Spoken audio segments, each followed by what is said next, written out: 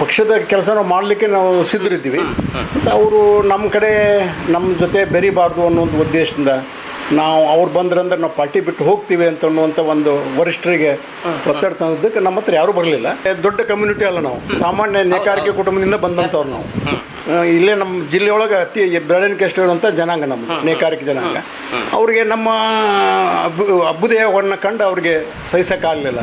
ರಾಜ್ಯದಲ್ಲಿ ಬೈ ಇಲೆಕ್ಷನ್ಗೆ ಸಂಬಂಧಪಟ್ಟಂತೆ ಬೇರೆ ಬೇರೆ ಇವತ್ತು ಚರ್ಚೆಗಳಾಗ್ತಾ ಇವೆ. ಆ ನಿಟ್ಟಿನಲ್ಲಿ ಅನೇಕ ಮುಸ್ಲಿಂ ನಾಯಕರನ್ನು ದಾವಣಗೆರೆಯಲ್ಲಿ ಈ ಉಚ್ಚಾಟನೆಯನ್ನು ಮಾಡುವಂಥದ್ದು ಅಥವಾ ಅಮಾನತನ್ನು ಮಾಡುವಂತಹ ಕೆಲಸಗಳಾದವು. ಎಷ್ಟೋ ಕಡೆ ಮುಸ್ಲಿಂ ನಾಯಕರನ್ನು ಉಚ್ಚಾಟನೆ ಮಾಡಿದ್ದಕ್ಕಾಗಿ ಅನೇಕ ಕಡೆ ಒಂದಿಷ್ಟು ಹೋರಾಟಗಳು ಸಹ ನಡೆದು. ಅದೇ ನಿಟ್ಟಿನಲ್ಲಿ ಬಾಗಲಕೋಟೆ ಬೈ ಇಲೆಕ್ಷನ್ಗೆ ಸಂಬಂಧಪಟ್ಟಂತೆ ಕಾಂಗ್ರೆಸ್ನಲ್ಲಿ ಅಥವಾ ಕಾಂಗ್ರೆಸ್ಗೆ ದುಡಿದಿರುವಂತಹ 3 ಜನ ಏನು ಸದಸ್ಯರಿದ್ದಾರೆ ಅಥವಾ ನಾಯಕರಿದ್ದಾರೆ, ಅವರನ್ನು ಅಮಾನತು ಮಾಡುವಂತಹ ಕೆಲಸ ಈಗ ಸದ್ಯಕ್ಕೆ ಬಾಗಲಕೋಟೆ ಕಾಂಗ್ರೆಸ್ನಲ್ಲಿ ನಡೆದಿದೆ. ಸೊ ಈಗ ಅದಕ್ಕೆ ಸಂಬಂಧಪಟ್ಟಂತೆ ಬಾಗಲಕೋಟೆಯ ಕಾಂಗ್ರೆಸ್ ಅಧ್ಯಕ್ಷರಾಗಿರುವಂತಹ ನಂಜನಮಠ ಸರ್ ಒಂದಿಷ್ಟು ಹೇಳಿಕೆಗಳನ್ನ ಕೊಟ್ಟಿರುವಂಥದ್ದು, ಹಾಗೆ ಅಮಾನತನ್ನು ಹೊರಡಿಸಿ ಆದೇಶವನ್ನು ಸಹ ಹೊರಡಿಸಿದ್ದಾರೆ. ಈಗ ಸದ್ಯಕ್ಕೆ ನಮ್ಮ ಜೊತೆ ಕಾಂಗ್ರೆಸ್ನ ಮುರುಗೇಶ್ ಕಡ್ಲಿಮಟ್ಟಿ ಅವರು ನಮ್ಮ ಜೊತೆ ಇದ್ದಾರೆ. ಅವ್ರನ್ನ ಮಾತಾಡಿಸ್ತಾ ಹೋಗೋಣ. ಸರ್, ಈಗ ಕಾಂಗ್ರೆಸ್ನಲ್ಲಿ ತಾವು ಇದ್ದುಕೊಂಡು ಕಾಂಗ್ರೆಸ್ಗೆ ಅನೇಕ ರೀತಿಯಾದಂತಹ ಕೆಲಸ ಕಾರ್ಯಗಳನ್ನ ಮಾಡಿದ್ದೀರಿ. ಕಾಂಗ್ರೆಸ್ ಗೆಲುವಿನ ಒಂದು ಹಂತಕ್ಕೆ ತಾವು ತೆಗೆದುಕೊಂಡು ಹೋಗಿದ್ದೀರಿ. ಆದರೆ ಎಲ್ಲೋ ಒಂದು ಕಡೆ ಕಾಂಗ್ರೆಸ್ ಒಂದು ಆರೋಪ ಮಾಡ್ತಾ ಇದೆ ನಿಮ್ಮ ಮೇಲೆ, ಏನಂತಂದರೆ ಮುರುಗೇಶ್ ಅವರು ಹಾಗೆ ಸಹಚರರು ಒಂದಿಬ್ಬರು, ಗುರು ಪಾಟೀಲ್ ಸರ್ ಆಗಿರ್ಬೋದು, ಬೇರೆ ಬೇರೆಯವರು BJPಗೆ ಸಪೋರ್ಟ್ ಮಾಡುವಂತಹ ಕೆಲಸಕ್ಕೆ ಮುಂದೆ ಆಗಿದ್ದಾರೆ ಅನ್ನುವಂತಹ ಮಾತುಗಳು ಈಗ ವ್ಯಕ್ತಪಡಿಸ್ತಾ ಇದೆ. ಹಾಗೆ ಅದರಲ್ಲೂ ನಿಮ್ಮ ಊರಲ್ಲೇ ಒಂದಿಷ್ಟು ಜನ ಈ ರೀತಿಯಾಗಿ ಒಂದಿಷ್ಟು ಆರೋಪವನ್ನು ಕೊಟ್ಟಿದ್ದಾರೆ ಅನ್ನುವಂಥದ್ದು ಏನು ಹೇಳ್ತೀರಿ ಸರ್ ಈ ಸಂಬಂಧಪಟ್ಟಂತೆ? ಸರ್, ಈ ಚುನಾವಣೆ ಪ್ರಕ್ರಿಯೆ ಪ್ರಾರಂಭವಾಗೋಕ್ಕಿಂತ ಮುನ್ನೇನೂ ಸಹಿತ ಸನ್ಮಾನ್ಯ ಮೇಟಿಯವರು ನಿಧನರಾಗಿದ್ದಾಗ ನಾವೆಲ್ಲ ಪ್ರತಿಯೊಂದು ಕಾರ್ಯಕ್ರಮದಲ್ಲಿ ಭಾಗವಹಿಸಿದ್ದೇವೆ. ಮುಂದೆ ಅವರು ಯಾವುದಕ್ಕೂ ನಮ್ಮನ್ನು ವಿಶ್ವಾಸಕ್ಕೆ ತೆಗೆದುಕೊಳ್ಳಿಲ್ಲ. ಯಾವುದೇ ಒಂದು ಮೀಟಿಂಗ್ ಇರಲಿ, ಯಾವುದೇ ಇರಲಿ, ಯಾವುದೇ ಮತ್ತು ಈಗೇನು ಹಾಲಿ ಸ್ಪರ್ಧೆ ಮಾಡಿದ್ದಾರೆ ಉಮೇಶ್ ಮೇಟಿಯವರು. ಕಮ್ತಿಗೆ ಅವ್ರ ತಂದೆಯವರು ತೀರ್ಕೊಂಡ ಮೇಲೆ ಸಾಕಷ್ಟು ಸಾರಿ ಕಮ್ತಿಗೆ ಬಂದಿದ್ದಾರೆ. ಒಂದು ಸಾರಿ ನಮ್ಮನ್ನು ಭೇಟಿಯಾಗಿಲ್ಲ. ಯಾರೂ 4 ಮಂದಿ, 2 ಸಹೋದರಿಯರು 2 ಸಹೋದರರು ಭೇಟಿಯಾಗಿಲ್ಲ, ಮಾತಾಡಿಸಿಲ್ಲ. ಮತ್ತು ನಾವು ಆಯಿತು, ನಾವು ಪಕ್ಷದ ಕೆಲಸ ನಾವು ಮಾಡಲಿಕ್ಕೆ ನಾವು ಸಿದ್ಧರಿದ್ದೀವಿ. ಅವರು ನಮ್ಮ ಕಡೆ ನಮ್ಮ ಜೊತೆ ಬೆರಿಬಾರ್ದು ಅನ್ನೋ ಒಂದು ಉದ್ದೇಶದಿಂದ ನಾವು ಅವ್ರು ಬಂದ್ರಂದ್ರೆ ನಾವು ಪಾರ್ಟಿ ಬಿಟ್ಟು ಹೋಗ್ತೀವಿ ಅಂತ ಅನ್ನುವಂಥ ಒಂದು ವರಿಷ್ಠರಿಗೆ ಒತ್ತಡ ತಂದಿದ್ದಕ್ಕೆ ನಮ್ಮ ಹತ್ರ ಯಾರೂ ಬರಲಿಲ್ಲ. ನಾವು ಸೈಲೆಂಟಾಗಿ ಕೂತಿದ್ದೀವಿ. ಪಕ್ಷ ವಿರೋಧ ಚಟುವಟಿಕೆ ಮಾಡುವಂಥ ಅವ್ರು ಅಪವಾದ ಮಾಡ್ತಾ ಇದ್ದಾರೆ. ನಾವೇನು ಮಾಡೋಕ್ಕಾಗೋದಿಲ್ಲ ಅದಕ್ಕೆ. ಓಕೆ, ನಾವು ನಿಸ್ಸಹಾಯಕರು ಅಷ್ಟೇ. ಅಂದರೆ ಮೊದಲನೇದಾಗಿ ನಾಯಕರೇ ನಿಮ್ಮನ್ನು ತಾತ್ಸಾರ ಮಾಡಿದ್ರು. ಹೌದು, 100%. ಓಕೆ, ಅಂದರೆ ತಾವು ನೇರವಾಗಿ ಪಕ್ಷ ವಿರೋಧಿ ಚಟುವಟಿಕೆಯಲ್ಲಿ ಭಾಗವಹಿಸಿಲ್ಲ ಅಥವಾ ಹಿನ್ನೆಲೆಯಾಗಿ ಭಾಗವಹಿಸಿಲ್ಲ. ಇಂಥದ್ದೊಂದು ಅಂದರೆ ಇದರ ಕುರಿತಾಗಿ ಹೇಳೋದಂದ್ರೆ ಎಲ್ಲೋ ಒಂದು ಕಡೆ ಷಡ್ಯಂತ್ರ ನಡೆದಿದೆ ನಿಮ್ಮ ಮೇಲೆ ಅನ್ನೋ 100%. ಎಲ್ಲರೂ ಕೂಡಿ ಅದನ್ನು ನಮ್ಮನ್ನು ದೂರ ಮಾಡಬೇಕು. ಓಕೆ, ಅವರ ಆ್ಯಕ್ಚುಲಿ ತಪ್ಪು ಮಾಡಿ ಪಕ್ಷ ವಿರೋಧ ಚಟುವಟಿಕೆ ಮಾಡಿದವರು ಅವರೇ. ಓಕೆ, ಕಾಂಗ್ರೆಸ್ ಅಧ್ಯಕ್ಷರಾಗಿರ್ತಕ್ಕಂಥ ಪಟ್ಟಣ ಪಂಚಾಯತ್ ಅಧ್ಯಕ್ಷ ಅಂತ ರಮೇಶ್ ಜಮಖಂಡಿ ಅವ್ರ ಮೇಲೆ BJPಯವರ ಬೆಂಬಲ ತಗೊಂಡು ಅವಿಶ್ವಾಸ ಮಾಡಿದರು. ಅದು ಪಕ್ಷ ವಿರೋಧ ಚಟುವಟಿಕೆ ಅಲ್ವಾ? ಅದನ್ನು ಯಾರೂ ಕೇಳಿಲ್ಲ, ಪ್ರಶ್ನೆ ಮಾಡಲಿಲ್ಲ. ಮತ್ತು ಎಲ್ಲಿ ನ್ಯಾಯ ಸಿದ್ಧಾಂತ ಎಲ್ಲಿದೆ ಪಕ್ಷದವರು?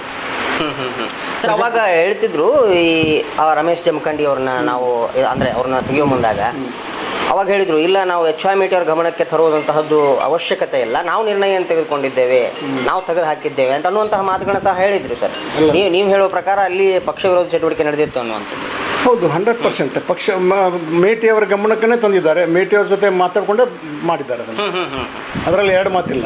ಓಕೆ, ಮತ್ತು ನಾವು ಮೇಟಿಯವ್ರನ್ನ ಭೇಟಿಯಾದ್ವಿ. ನಾವು ಸರ್ನಾಯಕರು ಮತ್ತು ಶೆಟ್ಟವರು ಸೇರಿ ಇಲ್ಲ ಮತ್ತು ಹಿಂಗೆ ಇಲ್ಲ, ಅದು ಅವರು ಇದನ್ನು ಮಾಡೋಕತ್ತಾರೆ, ರಾಜೀನಾಮೆ ಕೊಟ್ಬಿಟ್ಟು ಆಯ್ತು ರಾಜೀನಾಮೆ ಕೊಡ್ತೀವಿ ಅಂತ ಹೇಳಿದ್ವಿ ನಾವು. ಆಯ್ತು, ಹಂಗಾರೆ ಸೋಮವಾರ ದಿವಸ ಶನಿವಾರ ದಿವಸ ಕೂಡಿದ್ವಿ ನಾವು.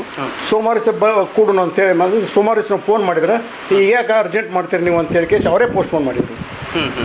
ನಮ್ಗೆ ಅಪಮಾನ ಮಾಡಬೇಕು ಅನ್ನೋ ಒಂದು ಕೆಟ್ಟ ಉದ್ದೇಶದಿಂದ ಅವರು ಹಂಗೆ ಮಾಡಿದರು. ಓಕೆ, ಸರ್, ಇಲ್ಲಿ ಮುಖ್ಯವಾಗಿ ನಾವು ನೋಡೋದಂತಂದರೆ ಕಾಂಗ್ರೆಸ್ ಪಕ್ಷದ ಸ್ಥಳೀಯ ಶಾಸಕರು ಏನಿದ್ರು ಅವರ ಮಕ್ಕಳು ಸಹ ನಿಮ್ಮ ಅಂದರೆ ವಿರೋಧವಾಗಿ ಕೆಲಸ ಮಾಡ್ತಾಯಿದ್ರು ಅನ್ನೋದು, ಅಂದರೆ ಭಿನ್ನಾಭಿಪ್ರಾಯ ನಿಮ್ಮ ಅವರ ಮಧ್ಯೆ ಇದೆ ಅನ್ನುವಂಥದ್ದು. ಅಲ್ಲ ನ್ಯಾಚುರಲ್ ಆಗಿ. ಅಲ್ಲ ಅದನ್ನೇ ನಾನು ಹೇಳ್ತಿರ್ಬೋದು. ಅಂದರೆ ಅವ್ರಿಗೆ ನಿಮ್ಮನ್ನು ದೂರಿಡುವಂತಹ ಒಂದು ಮನಸ್ಥಿತಿ ಇತ್ತು. ಆ ನಿಟ್ಟಿನಲ್ಲಿ ಇಲ್ಲಿ ಬಾಗಿಲು ಅಂದರೆ ಈ ಕಮತಿಗೆಯಲ್ಲಿರುವಂತಹ ಈ ಕಾಂಗ್ರೆಸ್ನ ಕಾರ್ಯಕರ್ತರು ಆ ತಲೆಯಲ್ಲಿ ಆ ಥರ ಬ್ರೈನ್ ವಾಶ್ ಮಾಡಿ ನಿಮ್ಮ ವಿರುದ್ಧ ಷಡ್ಯಂತ್ರ ಮಾಡೋಕ್ಕೆ ಒಂದಿಷ್ಟು 100% ಸತ್ಯವಾದ. ಓಕೆ ಓಕೆ ಓಕೆ ಓಕೆ ಹಾಂ ಹಾಂ. ಅಂದರೆ ಇಷ್ಟೊಂದು ಕೆಲಸ ನಡೆದಿದೆ ಇದರಿಂದ ಏನು ಅಂತ. ಹೌದು. ಇದರಲ್ಲಿ ಏನು, ಯಾಕಂದರೆ ನಮಗೆ ದೊಡ್ಡ ಕಮ್ಯುನಿಟಿ ಅಲ್ಲ, ನಾವು ಸಾಮಾನ್ಯ ನೇಕಾರಿಕೆ ಕುಟುಂಬದಿಂದ ಬಂದಂಥವ್ರು ನಾವು. ಇಲ್ಲೇ ನಮ್ಮ ಜಿಲ್ಲೆಯೊಳಗೆ ಅತಿ ಬೆಳವಣಿಗೆ ಎಷ್ಟು ಇರುವಂಥ ಜನಾಂಗ ನಮ್ಮ ನೇಕಾರಿಕೆ ಜನಾಂಗ. ಅವ್ರಿಗೆ ನಮ್ಮ ಅಭ್ಯುದಯವನ್ನು ಕಂಡು ಅವ್ರಿಗೆ ಸಹಿಸೋಕ್ಕಾಗಲಿಲ್ಲ. Okay okay okay. ಅಂದರೆ ಸರ್ ಈಗಲೂ ಹೇಳಿ ತಾವು ಇನ್ನೂ ಕಾಂಗ್ರೆಸ್ ಪಕ್ಷಕ್ಕೆ ನಿಷ್ಠೆಯಿಂದ ಇದ್ದೀರಿ? ಹೌದೌದು, ನಿಷ್ಠೆಯಿಂದ ಇರ್ತೀನಿ ನಾನು, ಪಕ್ಷದೊಳಗೆ ಇರ್ತೀನಿ ನಾನು. ಅಂದರೆ ಇನ್ನು ನಿಮ್ಮ ಇಬ್ಬರು ಸಹಚರರಿದ್ದಾರಲ್ಲ, ಈ ಪಾಟೀಲ್ ಅವರಾಗಿರ್ಬೋದು, ಅವ್ರದ್ದು ಒಮ್ಮೆ ಹೀಗೆ.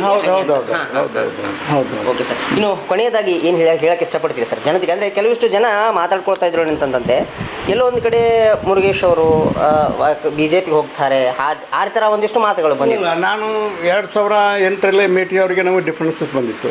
ಅವ್ನು ನೇರವಾಗಿ ನಾವು BJPಗೆ ಹೋಗಿದ್ದೀವಿ. BJPಗೆ ಹೋಗಿದ್ದೀವಿ ನಾವು ಹೊರಗಡೆ ಕುಂತು ಮಾಡುವಂಥದ್ದು ಏನು ಪ್ರಶ್ನೆ ಇಲ್ಲ. ಹೋಗ್ಬೇಕು ಅಂದ್ರೆ ನೇರವಾಗಿ ಹೋಗ್ತಿದ್ವಿ. Okay okay. ಮೊನ್ನೆ ಅದನ್ನು ಹೋಗ್ಬೋದಾಗಿತ್ತು, ನಮಗೆ ಬೇಡಾಗಿತ್ತು ಅಂದ್ರೆ ಆ ಪ್ರಶ್ನೆನೇ ಇಲ್ಲ. ಓಕೆ. ಮತ್ತು ನಮ್ಮ DCC ಬ್ಯಾಂಕ್ನೊಳಗೆ ನನಗೆ ವರಿಷ್ಠನಾಗಿ ಟಿಕೆಟ್ ಕೊಡಲಿಲ್ಲ. ನಾನು ಪಕ್ಷೇತರಾಗಿ ಆರಿಸಿ ಬಂದೆ. ನಾವು ಹೊಳ್ಳಿ ಪುನಃ ಕಾಂಗ್ರೆಸ್ಸಿಗೆ ಹೋಗೋದು ನಾನು. Okay sir, okay okay. ಅಂದರೆ ಒಟ್ಟಿನಲ್ಲಿ ಇನ್ನೂ ಸಹ ತಾವು ಕಾಂಗ್ರೆಸ್ ಪಕ್ಷದಲ್ಲೇ ನಿಷ್ಠೆಯಿಂದ ಇದ್ದೀರಿ. ಆದರೆ ಇವರ ಒಂದಿಷ್ಟು ಬೇರೆ ಬೇರೆ ಬೇಗುದಿಗಳು ಇರ್ತಾವಲ್ಲ, ಅದಕ್ಕೆ ತಾವು ಬಲಿಪಶು ಆಗ್ತಾ ಇದ್ದೀರಿ ಅನ್ನುವಂಥ ಆಗಿ ಹೋಗ್ಬಿಟ್ಟಿದ್ದೀವಿ ಅಷ್ಟೇ. Okay okay okay. Thank you sir, thank you very much.